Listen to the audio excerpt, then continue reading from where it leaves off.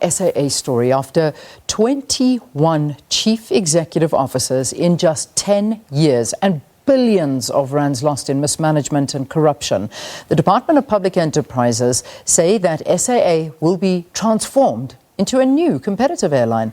Now, the department explained that they were working with an international aviation firm to assist with the formation of a new airline to replace SAA. In addition, the DPE said the Minister Pravin Gordhan had successfully achieved a leadership compact with labour unions aimed at ensuring a smooth transition to a new SAA with a performance-based culture. Employees will go through a process of preferential re-employment and reskilling to ensure the airline's financial sustainability and international competitiveness. Well, joining us now, we've got aviation analyst Desmond Latham. He's joining us via Skype to discuss these developments. Des, good to have you. Thanks so much for joining us. Thanks for asking, Leanne. Now, is this the best solution to resolve problems at SAA? Yes, but I think that there's a couple of problems we have to attend to firstly. I mean, the economy at the moment was pretty bad before the COVID-19 factor. And I think that it's having a knock-on effect on all aviation industry around the world, particularly in Africa. And there's basically an existential crisis which we still face from the COVID virus. So talking about restructuring the airline is long overdue. And now that there's been a requirement and necessity to do that, everyone's coming on board, including the unions, the Pilots Association, the cabin crew, and so on. But there's a 27 billion rand debt that SAA has gathered over the last 10 years. And who's going to own that? Is it going to be written off? So whoever takes over the airline or the restructure is going to have to attend to that. Secondly, selling the loss-leading parts of the airline are kind of quite easy to see up front. I mean, Air Chefs is owned by SAA. That needs to be sold. It's never made a profit. And SAA Technical, which is the only profit-making part of the airline, needs to be attended to at the same time. So you see there's some structural issues here. There's a lot of comment around this, obviously, that basically it could be a rebranded SAA with the same players, the same government, the same staff, the same tax money, and the taxpayers' money. What's your opinion on this?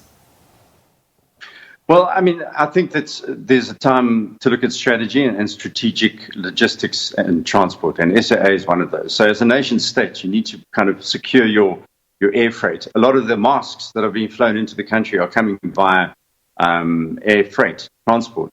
To give you an example of how important that aviation is for us, and the other medical supplies that come in by air. 90% of what we eat and import comes via ship and maritime industry. So, looking at aviation at the start, it looks like a luxury, but it really is not. It's part of commerce in the future. So some kind of involvement by the nation state in the airline and involved with the private sector, a public-private partnership, I think is the way forward from here. I mean, you can't just wave goodbye to aviation and think that only rich people fly. That's a foolhardy venture. It's secured Africa and Southern African relationships in the past few years in terms of leaders being able to fly and talk to each other and business people being able to make business together. So aviation is crucial. So we have to somehow secure that industry, and it's really suffering at the moment.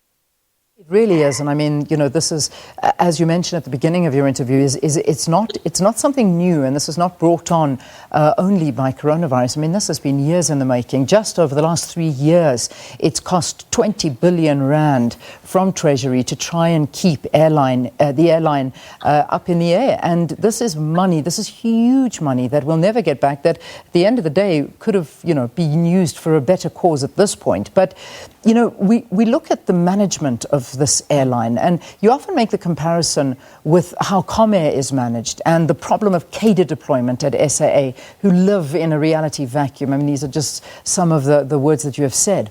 Are we likely to see real change in doing business with government, but they're still involved with this airline? I don't think there's been a realization by many people inside that sector. 470 managers at SAA for 5,000 workers.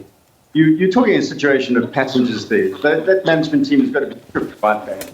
And I'm not sure that from the realization, understanding about the changes that have to be made, that politically, that there's a courage enough to deal with this issue. But look at Comair for a start. Comair made its first loss in a decade in the last quarter. So aviation was already on a downward trajectory because of our economy. Our economy's been very poorly run. Our GDP growth, less than 0.2. The outlook was not very good before the virus struck. So we were suffering economically because of poor management and poor governance issues around various sectors, not just aviation. So the state-owned entities obviously have to be restructured. Gone is the day of the kind of Trotskyite, Stalinist 80s sentiment where there's job for pals, cadre deployment. Anyone still living in that world is living in a dream world. Mm-hmm. So that, of course, is a political thing and has to be dealt with. But the bottom line is that aviation was in some dire straits. Fly Saturday was making a small profit, from what we know, but Comair was in real trouble. And SAA owed Comair over R500 million in terms of payment for fine for a start. So, there's a lot of structural issues that we were dealing with before the virus struck us. Yeah. So maybe this is a perfect moment to deal with the so-called fat cats and restructure our aviation sector. Yeah. I mean, another view also suggesting it's a clever way of restructuring without debt. Is this what liquidation is really all about? Yes, but someone has to own the 27 billion rand that SAA owes as the taxpayer. And who's going to own it? Who's going to buy it? Mm. I mean, you get the situation of someone buying the debt, maybe buying SAA for 1 rand, but that's no longer satisfactory because we can see that government has said now that it wants to save the airline in a restructuring process.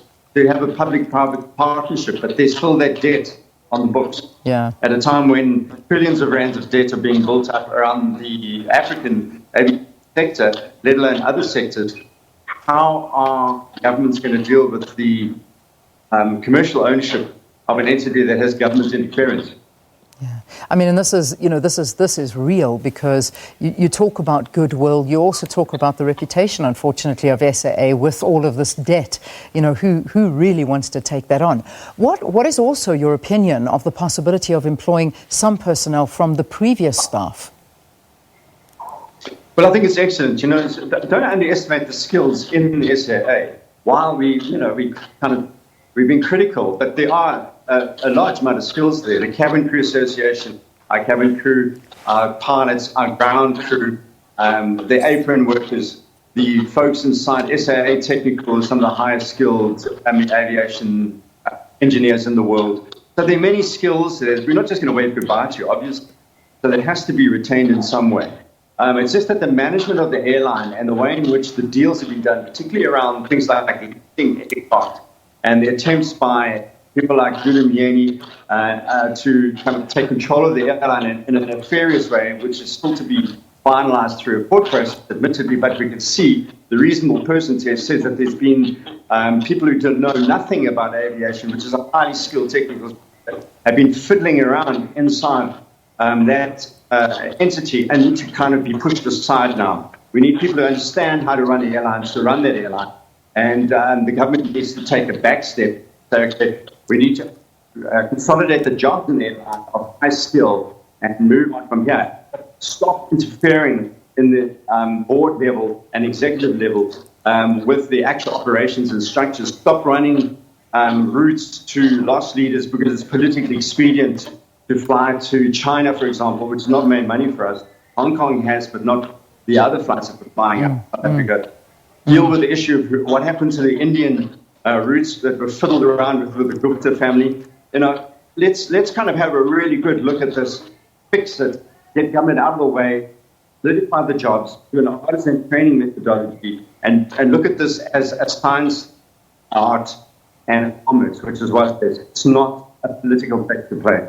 Yeah, indeed. Just as a final closing note, I mean, do you know any details? I mean, that's the one thing that we're still waiting on is much detail about what this new airline is going to look like. I mean, we already saw on Sunday that many of the staff at SAA have received this ultimatum of you either sign with regard to these severance packages or you lose out, and this is it's a big deal. But this talk of a new airline, is it a pipe dream? Or, do you think there is something truth in this?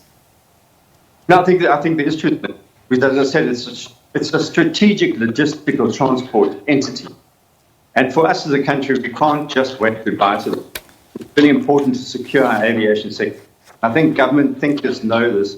And so there are rumours that Virgin Air was interested, but now Virgin is asking for a bailout in the UK. That's out of the question. There's also reports that Ethiopian Freight may have been interested in working with SAA Freight. And that's still out there floating around. So we could see an African-based airline such as Ethiopia working in conjunction with South African Airways and dipping up the continent to some extent and deciding how they're going to operate going forward. So that's the one thing. The other is looking at technical and the feasibility of continuing with domestic flights. As with, for instance, New Zealand Air has done this. It's stripped back and it said once they recover from COVID, they'll be flying only domestic flights at first and then they will go international. So I think there'll be some kind of staggered future here. All right, we leave it there for this morning. Des, thanks very much for talking to us. Aviation analyst Desmond Latham talking to us about the possibility of SAA re-emerging as a new restructured, commercially viable airline.